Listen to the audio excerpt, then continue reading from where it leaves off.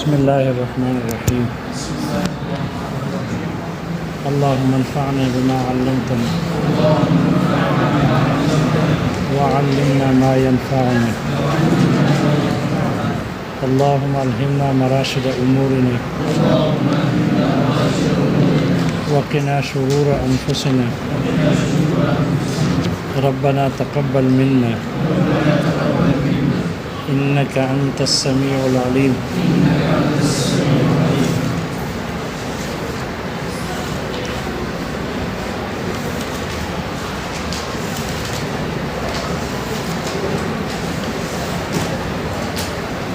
وفي النفل عنه روایتان. امام ابو حنیفہ رحمہ اللہ سے نفل میں دو روایتیں منقول ہیں.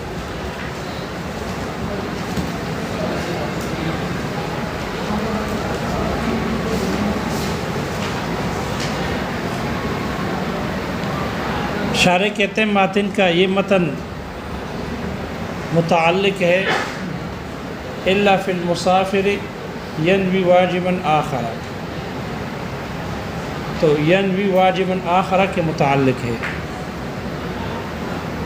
مسافر آدمی اگر رمضان کے مہینے میں نفل روزے کی نیت کر کے روزہ رکھتا ہے تو اب اس کے لیے روزہ نفلی روزہ ہوگا یا فرض روزہ ہوگا. امام ابو حنیفہ رحمہ اللہ سے دو روایتیں نقل ہو کے آئی ہیں. ایک روایت حسن حضرت حسن رحمہ اللہ کی روایت سے، اس سے پتہ چلتا ہے کہ مسافر جس روزے کی نیت کرے گا وہی روزہ ہوگا. اگر نفل کی نیت کرے تو نفل روزہ ہو جائے گا. دوسرا ابن سماع رحمہ اللہ کی روایت سے ہے، اس میں ہے کہ مسافر اگر رمضان کے نفلی روزہ رمضان میں نفلی روزے کی نیت کرے گا تو نفلی روزہ نہ ہوگا بلکہ رمضان کا روزہ ہوگا.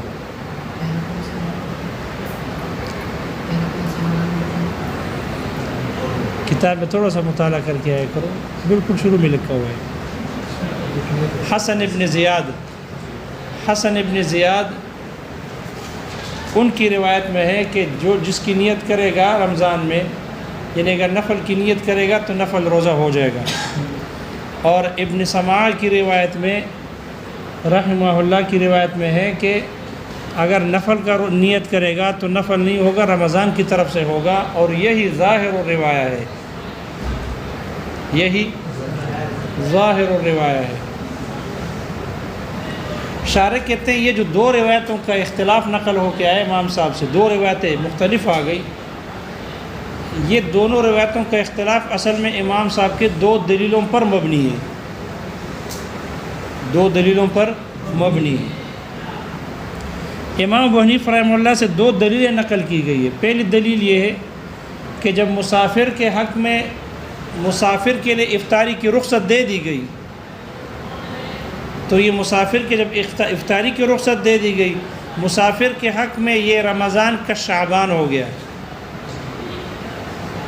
اس لیے کہ افطاری کرنا، روزہ چھوڑ دینا، جیسے رمضان میں ان کو رخصت مل گئی کہ کھاؤ پیو، روزہ مرضی ہے رکھو نہ رکھو، تو یہ رمضان مسافر کے حق میں کا شعبان ہو گیا.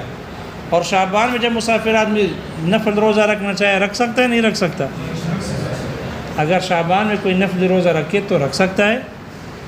تو اس لیے اگر یہی مسافر آدمی رمضان ہی میں بھی نفل کی نیت کرے گا تو نفل روزہ ہوگا، اس لیے کہ ان کے حق میں شعبان کی طرح ہو گیا. یہ ایک دلیل امام صاحب کی ہے جس کی وجہ سے ایک روایت میں اختلاف آ گیا. البتہ اس روایت پر اشکال ہے، اس دلیل پر اشکال ہے. اشکال یہ ہے کہ جب مسافر کے حق میں یہ رمضان شعبان کی طرح ہو گیا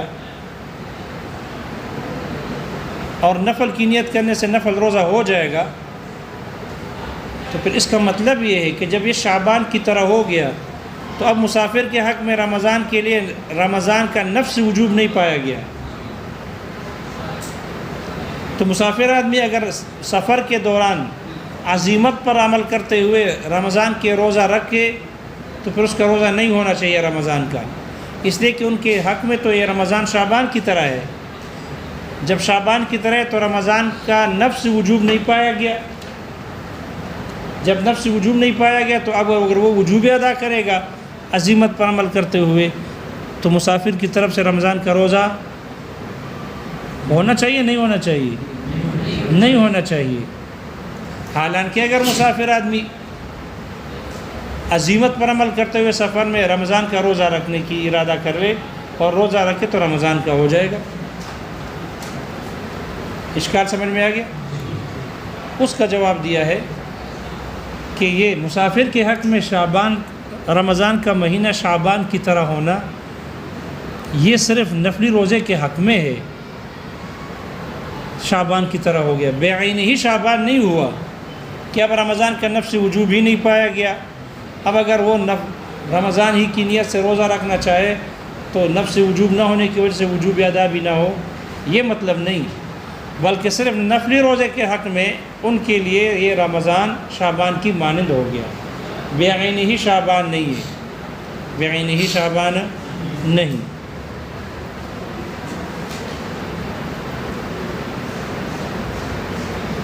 یہ پہلی دلیل تھی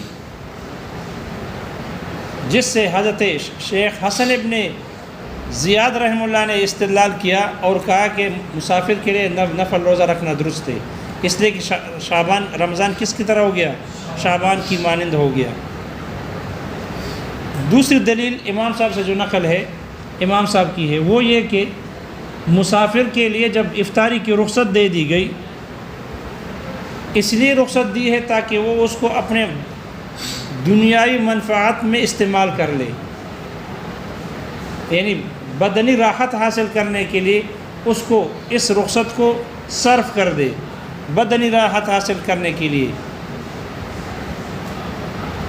تو اگر مسافر آدمی جب بدنی راحت حاصل کرنے کے لیے اس کو رخصت دی ہے مسافر آدمی کو، تو اگر وہ اس کو اخروی راحت میں اس کو صرف کر دے تو بطریق اولا جائز ہونا چاہیے، بطریق اولا جائز ہونا چاہیے اخروی راحت حاصل کرنے کے لیے، یعنی اس پر قضا روزہ ہو یا اس پر کفارے کا روزہ ہو یا اس پر نظر کا روزہ ہو، تو یہ رخصت جو ان کو ملی ہے افطاری کی بدنی راحت حاصل کرنے کے لیے، وہ بدنی راحت حاصل کرنے کے لیے وہ اس کو اخروی راحت حاصل کرنے کے لیے اس رخصت کو صرف کر دے، تو جب بدنی راحت حاصل کرنے کے لیے رخصت ملی ہے تو اخروی کی تو بطریق اولا ملے گی۔ اس لیے اگر یہ مسافر آدمی دوسرے واجب روزے کی نیت کرے گا تو دوسرا واجب روزہ ہو جائے گا۔ کیوں؟ اس لیے کہ اگر یہ مسافر آدمی جس کو رخصت ملی ہے یہ روزہ نہ رکھے، رخصت پر عمل کر لے اور پھر جو ہی رمضان ختم ہو اور مقیم ہوتے ہی اس کی یہ مر جائے تو اس سے اس موجودہ رمضان کے روزوں کا سوال ہوگا ان سے کہ آپ نے ان کی قضا کیوں نہیں کی، سفر کی وجہ سے آپ نے 8-10 روزے چھوڑے، ان کی قضا کا سوال ان سے ہوگا؟ جی نہیں ہوگا۔ ان سے قضا نمازوں کے روزے کا سوال ہوگا؟ ان پر قضا روزے باقی تھے ان کا سوال ہوگا، ان پر کفارے کے روزے باقی تھے ان کا سوال ہوگا۔ لہذا یہ آخرت کے مواخذے سے بچنے کے لیے، آخرت کے عذاب سے بچنے کے لیے، اس کو جو دنیا میں بدنی راحت حاصل کرنے کے لیے رخصت ملی وہ اس نے اخروی راحت سے بدل کر کے اس رخصت کو اس میں صرف کر دیا اور دوسرے واجب کی نیت کر کے دوسرا واجب روزہ رکھ دیا تو دوسرا واجب ہو جائے گا، دوسرا واجب روزہ ہو جائے گا۔ لیکن نفل روزہ اگر یہ مسافر نفل کی نیت کرتا ہے تو نفل روزے سے دنیائی منفعت حاصل ہوتی ہے، بدنی راحت نہیں ہوتی۔ جس بدنی راحت کے حاصل کرنے کے لیے اس کو رخصت دی تھی نفل روزے سے وہ حاصل نہیں ہوتی، اخروی راحت حاصل ہوتی ہے، اخروی راحت، یعنی اس کے اوپر آخرت میں سوال ہوگا نفل روزہ ادا کرنے کا؟ نہیں ہوگا۔ تو یہ نفل روزہ نہ اس کے دنیاوی مصالح کے لیے اہم ہے نہ اخروی مصالح کے لیے اہم ہے مسافر کے لیے، کیونکہ اسے نفل کا سوال آخرت میں نہیں ہوگا، قضا کا سوال ہوگا، کفارے کا سوال ہوگا۔ اس لیے اس کو اگر جو رخصت ملی ہے، اگر یہ رخصت اس کو استعمال کر لے، راحت کر کے روزہ نہ رکھے، رخصت ہے، اجازت ہے۔ اور اگر اخروی راحت حاصل کرنے کے لیے قضا اور کفارے سے جان چھڑانا چاہے تو بھی اجازت ہے، یعنی دوسرا واجب روزہ ہو جائے گا۔ لیکن نفل روزہ نہ دینی مصلحت میں مفید ہے نہ اخروی مصلحت میں مفید ہے، اس لیے مسافر اگر نفل کی نیت کرے گا تو نہیں ہوگا، وہ روزہ رمضان ہی کا ہوگا، نفل نہیں ہوگا۔ پتہ نہیں دلیل سمجھ میں آ گئی؟ البتہ اس دلیل پر اشکال ہے، اس دلیل پر اشکال ہے۔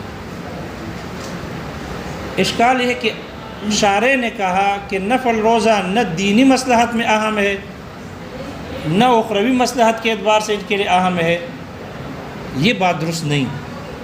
کیوں؟ اس لیے کہ شریعت نے اس کو رخصت دے دی، کھاؤ پیو، تو کھانے پینے میں بھی اس کو راحت ہے۔ کھانے پینے کی جب رخصت ملی ہے تو نفل روزہ تو بطریق اولا اس کی اجازت ملنی چاہیے۔ جس بندے کو کھانے پینے کی رخصت مل جائے تو اگر وہ نہ کھائے پیے اور نفل روزہ رکھے تو یہ نفل روزہ فرض کے مقابلے میں تو اہم نہیں ہے، فرض روزے کے مقابلے میں اہم نہیں ہے، لیکن کھانے پینے کے مقابلے میں یہ اہم تو ہے۔ پھر شارع نے کیسے کہا کہ نفلی روزہ اس کو رخصت ملی ہے، چاہے رخصت پر عمل کرے چاہے دوسرے واجب کی نیت کرے، لیکن اگر نفل کی نیت کرے گا تو نفل اس کے لیے اہم نہیں ہے، نہ دینی اعتبار سے اور نہ دنیاوی اعتبار سے، یعنی اخروی اعتبار سے بھی نہیں ہے، دنیاوی اعتبار سے بھی نہیں ہے۔ تو نفل تو اخروی اعتبار سے اہم ہے، کھانے پینے سے تو اہم ہے نا، جب اس کو رخصت ملی ہے کھانے پینے کی، اس اعتبار سے تو اہم ہے، پھر کیسے کہا کہ یہ اہم نہیں ہے؟ پتہ نہیں اشکال سمجھ میں آ رہا ہے؟ حذیفہ برکت اللہ ہے۔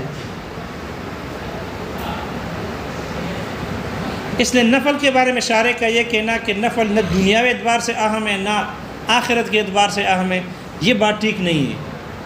معترض کہتا ہے یہ ٹھیک نہیں ہے، اس لیے کہ کھانے پینے سے تو اہم ہے، لہذا پھر کیسے کہا کہ نفل اہم نہیں؟ اس کا جواب محشی نے ذکر کیا کہ اس کو جو رخصت دی ہے کھانے پینے کے لیے دی ہے، راحت حاصل کرنے کے لیے، ایک نفع حاصل کرنے کے لیے دی ہے، اور یہ بدنی راحت کا نفع فرض سے حاصل نہیں ہو سکتا تھا۔ اگر فرض روزہ یہ رکھتے تو بدنی راحت حاصل ہوتی نہیں ہوتی، دوسرا واجب روزہ اگر رکھتا بدنی راحت حاصل ہو جاتی، دنیاوی نہ ہوتی اخروی تو ہو جاتی، آخرت سے کے مواخذے سے تو بچ جاتا نا، قضا کے سوال سے، تو اخروی راحت حاصل ہوتی، دنیاوی نہ ہوتی۔ اور اگر موجودہ رمضان کا فرض روزہ رکھتے تو دنیاوی راحت حاصل ہوتی نہ ہوتی، اگر نفل روزہ رکھتے تو دنیاوی راحت بھی حاصل نہ ہوتی کیونکہ روزہ رکھ لیا اس نے، اور اخروی میں سوال، آخرت میں اس کا سوال بھی نہیں ہوگا سوائے ثواب کے، ثواب حاصل ہو جاتا۔ تو نفل کے بنسبت اگر وہ نفل کی نیت کرتا ہے اور موجودہ رمضان کا روزہ چھوڑتا ہے تو ثواب دونوں میں کس میں زیادہ ہے؟ موجودہ فرض رمضان میں ہے یا نفل میں ہے؟ موجودہ فرض رمضان میں ہے۔ اس لیے شارع نے کہا کہ نفل روزہ نہ دینی اعتبار سے نہ دنیاوی اعتبار سے اہم ہے اس کے لیے، نہ اخروی اعتبار سے اہم ہے، اس لیے کہ اس میں جو راحت ہے، بدنی راحت کا فائدہ حاصل ہونا نہ دنیا میں ملتا ہے، اس لیے کہ اس نے روزہ رکھ لیا تو بدنی راحت حاصل نہ ہوئی، اور نہ اخروی اعتبار سے اہم ہے کہ اس کو بدنی راحت آخرت کے اعتبار سے بھی حاصل نہیں ہوئی، اس لیے کہا کہ اس نفل، یہ نفل اس کے لیے اہم نہیں ہے، صرف ثواب مل جائے گا آخرت میں۔ اور رمضان کے مہینے میں نفل فرض کے برابر ہے، اور فرض 70 فرائض تک پہنچتے ہیں، تو اگر نفلی روزہ رکھتا ہے ثواب کے لیے تو پھر فرض روزہ نہ تو اس میں ثواب زیادہ ہے، پھر فرض روزہ ہونا چاہیے۔ اس لیے کہا کہ یہ نفل اس کے لیے نہ دنیا میں اہم ہے نہ اخروی اعتبار سے اہم ہے، اس اعتبار سے کہا ہے کہ فرض کے مقابلے میں یہ اہم نہیں ہے، فرض کے مقابلے میں اہم نہیں ہے۔ یہ دوسری قسم تھی جو ختم ہو گئی۔ تیسری قسم اس معمور بھی مؤقت کی کہ جس کے لیے وقت معیار ہے لیکن سبب نہیں ہے، کا قضاء رمضان، جیسے کہ قضاء رمضان ہے۔ قضاء رمضان میں قضاء رمضان کے لیے وقت معیار ہے، اس لیے کہ جو آدمی قضاء روزہ رکھے گا یہ مامور بھی پورے وقت کا استیعاب کر لیتا ہے، وقت باقی نہیں بچتا۔ معلوم ہوا قضاء روزے کے لیے یہ قضاء وقت معیار ہے لیکن سبب نہیں ہے، قضاء روزے کے لیے وقت سبب نہیں ہے، اس لیے کہ پیچھے گزر چکا کہ احناف کے نزدیک جو نص ادا کو واجب کرتی ہے وہی نص سبب بنتی ہے، کس کے لیے؟ قضاء کے لیے بھی سبب ہے۔ تو قضاء روزے کا سبب وہ نص ہے فمن شہد منکم الشہر فلیصمہ، اس نص نے ادائے رمضان کو واجب کیا، یہی نص قضاء رمضان کے لیے بھی کیا ہے؟ سبب ہے۔ جس دن روزہ رکھتا ہے وہ دن سبب نہیں ہے۔ رمضان کے مہینے میں جب روزہ رکھے گا تو وہ دن سبب ہے نا، اب کون سا وقت سبب ہے؟ 5 کال گزر گئے، لیکن قضاء کے لیے وہ دن سبب نہیں ہے جس دن روزہ رکھتا ہے، بلکہ قضاء کا سبب وہی ہے جو ادا والا ہے۔ اس لیے یہ تیسری قسم ایسا معمور بھی مؤقت بالوقت ہے کہ وقت تو اس کے لیے معیار ہے لیکن اس کے لیے سبب نہیں ہے۔ شارح کہتے ہیں آیا یہ وقت اس قضاء رمضان کے لیے اس کے ادا کے لیے شرط بھی ہے یا نہیں، یہ معلوم نہ ہو سکا، اس کی شرطیت کی حال معلوم نہ ہو سکی کہ آیا یہ اس کے ادا کے لیے شرط بھی ہے یا نہیں ہے۔ لیکن شارح کہتے ہیں بظاہر یہ ہے کہ شرط نہیں ہے، قضاء روزے کے لیے وقت شرط نہیں ہے، اس لیے کہ یہ بات معلوم نہیں کہ وہ کس وقت اس کو ادا کرے گا۔ جب یہ معلوم نہیں ہے تو پھر ظاہر یہ ہے کہ قضاء روزے کے لیے وقت شرط نہیں، تو وقت معیار ہے، سبب نہیں اور شرط بھی نہیں۔ شارح کہتے ہیں نور الانوار کے بعض نسخوں میں کا قضاء رمضان کے ساتھ ہے والنذر المطلقی، اور نذر مطلق بھی اسی طرح ہے۔ نذر مطلق بھی قضاء رمضان کی طرح ہے، جو آدمی نذر مطلق رکھتا ہے اس کا روزہ رکھتا ہے، وقت معیار ہے لیکن وہ وقت سبب نہیں ہے، اس لیے کہ نظر کا سبب کیا ہے؟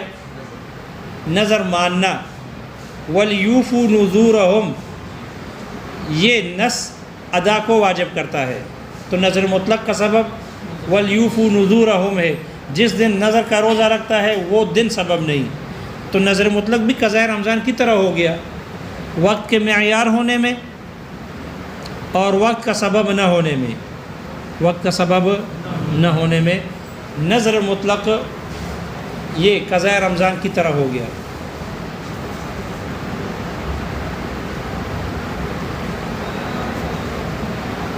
شارح کہتے ہیں کہ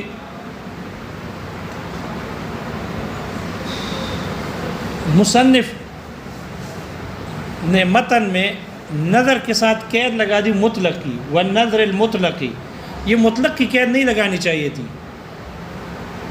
معترض کہتے ہیں، معترض کہتا ہے کہ یہ نظر کے ساتھ مطلق کی قید نہیں لگائی چاہیے تھی، نظر کو مطلقاً ذکر کرنا چاہیے تھا، کیونکہ نظر کی تو 2 قسمیں ہیں، نظر مطلق اور نظر معین، تو اس لفظ نظر کو مطلقاً ذکر کرنا چاہیے تھا، لفظ مطلق کی قید کے ساتھ مقید نہیں کرنا چاہیے تھا، تاکہ نظر مطلق کے ساتھ مقید نظر معین بھی اس میں داخل ہو جاتی، شامل ہو جاتی۔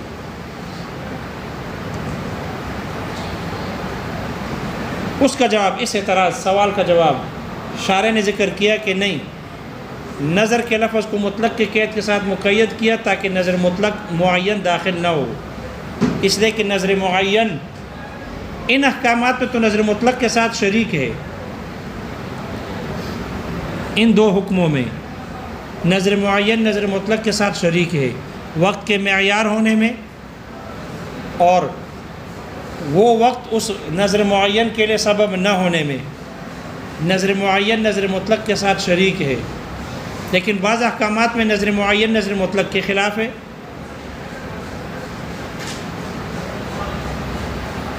دو احکامات میں خلاف ہے، نظر مطلق ہے، جو نظر مطلق ہوتی ہے اس کے تعینی نیت شرط ہے، نظر مطلق کے تعینی نیت شرط ہے، جبکہ نظر معین کے تعینی نیت شرط نہیں۔ اس میں دیکھو نظر معین نظر مطلق کے مخالف۔ نظر معین وقت کے ساتھ مقرر ہوتی ہے، اگر فوت ہونے کا احتمال رکھ دی ہے، اگر یہ وقت پر نہ رکھے تو نظر معین کیا ہو جائے گا؟ فوت ہو جائے گا۔ مثال کے طور پر کسی نے کہا کہ کل جمعے کے دن میں روزہ رکھنے کی نظر مانتا ہوں، پھر جمعے کے دن روزہ نہ رکھا، نظر معین فوت ہو گیا یا باقی ہے؟ فوت ہو گیا۔ تو نظر معین میں فوت ہونے کا احتمال ہے، جبکہ نظر مطلق میں فوت ہونے کا احتمال نہیں ہے۔ شارح کہتے ہیں یہی وجہ ہے کہ نظر کے لفظ کو مطلق کے اس کی قید کے ساتھ مقید کیا، کیونکہ یہ جو نظر معین ہے یہ دو حکموں میں تو نظر معین مطلق کے ساتھ شریک ہے، لیکن بعض احکامات میں نظر معین مطلق کے مخالف ہے۔ اسی وجہ سے شارح کہتے ہیں ماتن نے نظر کے لفظ کو مطلق کی قید کے ساتھ مقید کیا تاکہ نظر معین داخل نہ ہو۔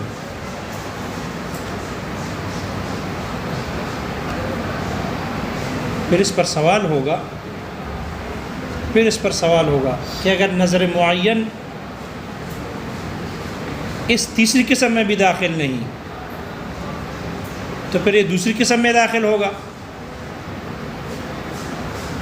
کس میں داخل ہوگا؟ دوسری قسم میں داخل ہوگا، حالانکہ دوسری میں بھی داخل نہیں ہے۔ وہاں صرف کہا شہر رمضان، وہاں نظر معین ذکر نہیں کیا، لہذا یہ دوسری قسم میں بھی داخل نہیں اور پہلے میں بھی داخل نہیں کوقت الصلاۃ، اور آنے والے چوتھی قسم میں کوقت الحج اس میں بھی داخل نہیں۔ تو پھر مؤقت بالوقت کی 4 نہیں کتنی قسمیں ہو گئی؟ پھر تو 5 قسمیں ہو جائے گی، نظر معین 5ویں قسم بن جائے گی۔ تو جو 4 بیان کیے تھے پھر وہ ٹھیک نہیں رہیں گے، 5 ہو جائیں گے۔ اشکال آ گیا سمجھ میں؟ اس کا جواب شارح ذکر کر رہے کہ ظاہر یہ ہے کہ جو نظر معین ہے، نظر معین یہ دوسری قسم کے ساتھ شریک ہے، یہ دوسری قسم میں داخل ہے، اور ادائے رمضان کے ساتھ شریک ہے۔ کس کے ساتھ ہے؟ ادائے رمضان کے ساتھ شریک ہے دوسری قسم میں، اس لیے کہ نظر معین ادائے رمضان کے لیے تعینی نیت شرط ہے۔ رمضان کے مہینے میں اگر روزہ رکھے گا تعینی نیت شرط ہے؟ نہیں۔ نظر معین کے لیے تعینی نیت شرط نہیں۔ ادائے رمضان اگر وقت میں نہ ادا کی جائے تو قضا ہونے کا احتمال ہے، فوت ہونے کا احتمال ہے نا۔ نظر معین بھی اگر نہ رکھے تو فوت ہونے کا احتمال ہے، یہ بھی فوت ہو جاتا ہے۔ معلوم ہوا نظر معین ادائے رمضان کے ساتھ شریک ہے بعض احکامات میں، اس لیے دوسری قسم میں داخل ہے، دوسری قسم میں داخل ہے۔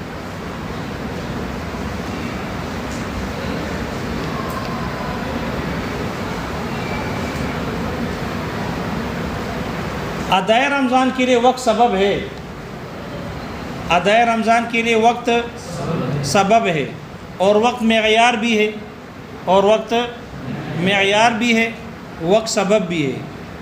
نظر معین کے لیے بھی وقت معیار ہے، نظر معین کے لیے وقت معیار ہے۔ جو آدمی نظر کا روزہ رکھتا چاہتا ہے معین تو وقت معیار ہے، وقت معیار ہے۔ شارح کہتے ہیں یہ وقت سبب بھی ہے، یہ وقت نظر معین کے لیے وقت سبب بھی ہے۔ بعد ما اوجب علی نفسہ، اپنے اوپر نظر کو واجب کر لینے کے بعد پھر جس دن روزے کو متعین کیا ہے وہ دن اس کے لیے سبب بھی بن جائے گا۔ تو نظر معین میں 2 قول آ گئے، نظر معین کے لیے وہ دن سبب ہے یا نہیں۔ پہلے کہا کہ وہ دن سبب نہیں ہے بلکہ وَلْيُوفُوا نُذُورَهُمْ سبب ہے، اور ادائے رمضان کے ساتھ شریک ہے۔ تو جس دن روزہ رکھتا ہے جیسے ادائے رمضان میں وہ دن روزے کے رکھنے کے لیے سبب، اسی طرح نظر معین کے لیے بھی جس دن روزہ رکھے گا وہ دن سبب بن جائے گا، لیکن بعد ما اوجب علی نفسہ، اپنے اوپر نظر کو واجب کر لینے کے بعد ہوگا۔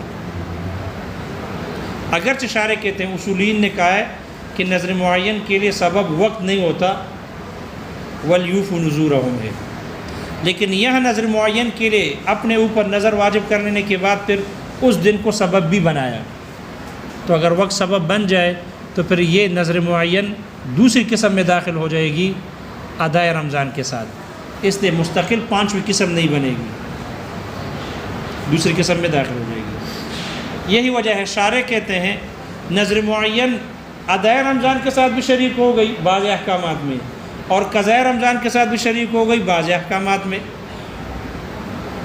وقت کے معیار ہونے میں ادا کے ساتھ شریک ہے، اور وہی دن سبب ہے اس کے لیے اپنے اوپر نظر واجب کر لینے کے بعد، تو یہ ادا کے ساتھ شریک ہو گئے۔ اور یہی نظر معین قضاء کے ساتھ بھی شریک ہے وقت کے معیار ہونے میں اور وہ دن سبب نہ ہونے میں، وقت سبب نہیں ہے۔ اس لیے شارح کہتے ہیں آپ کی مرضی ہے، نظر معین کو قسم ثانی میں داخل کرو یا قسم ثالث میں داخل کرو، آپ کی مرضی ہے۔ اس لیے کہ بعض احکامات میں ادائے رمضان کے ساتھ شریک ہے اور بعض احکامات میں قضاء رمضان کے ساتھ شریک ہے، اس لیے ان دو میں سے چاہے جس میں داخل کرو، لیکن خدا کے واسطے پانچویں قسم نہ بناؤ، اس سے پانچویں قسم نہیں بنتی، پانچویں قسم نہیں ہے۔ شارح مصنف پر اعتراض کر رہے ہیں، اعتراض یہ کر رہے کہ مصنف نے دیکھو مؤقت بالوضع